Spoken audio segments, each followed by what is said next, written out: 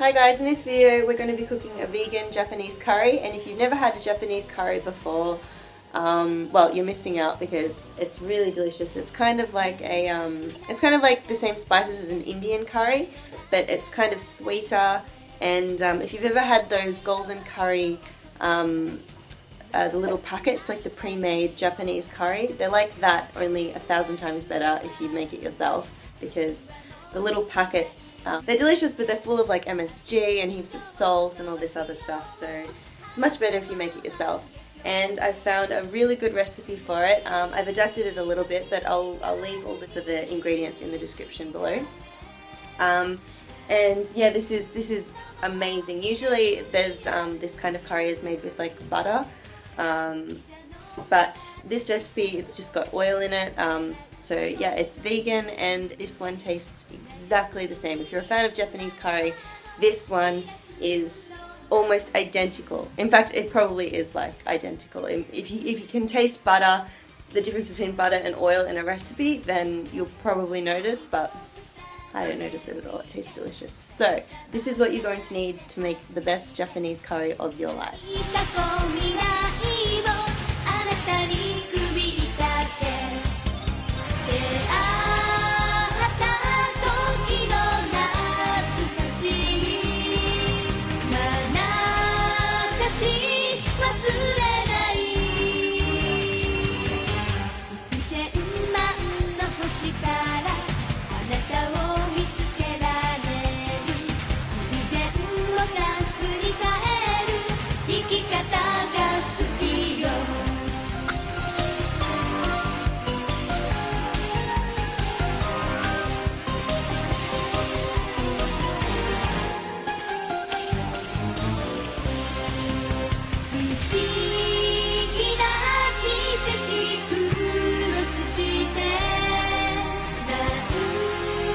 Okay, so it's pretty important the type of curry powder that you use for this recipe. So this is the one that I use. I don't know if you can see that. It's called Keen's Traditional Curry Powder.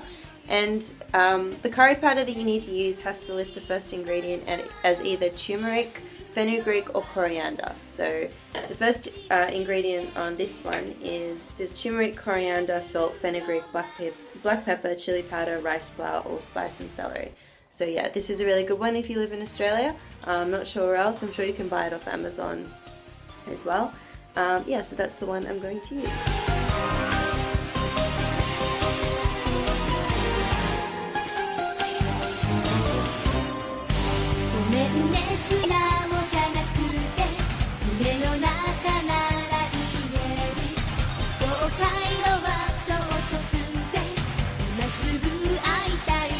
So for the roux, which is basically like the gravy or like the sauce that thickens up the rest of the dish, that just consists of flour, the curry powder, and the oil as well. So that's just going to give the curry a really nice rich flavour.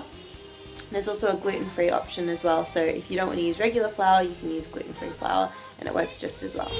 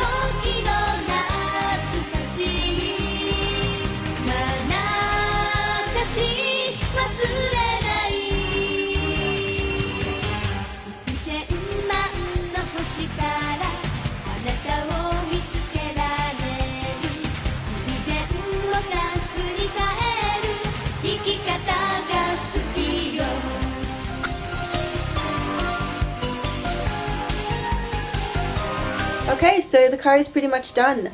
So now you're just going to cook it for about 10 more minutes, stirring frequently on a medium heat, and then it's ready to serve. So at this point I like to put on the rice, and I don't use the Thai long grain jasmine rice. So you like to use like the shorter medium grain rice because it works much better and it's more Japanesey, I feel. So that's exactly the same process as how I make the Thai jasmine rice, and if you don't know how to make that, I've got a video that I made with the Thai red curry on how to make the perfect rice, and it works just as well for the medium grain rice. So if you haven't seen that, then you should check that out. I'm going to leave a link up here or in the description. And yeah, I hope you liked this video, and if you did, please give it a thumbs up, and I'll see you in my next video. Bye!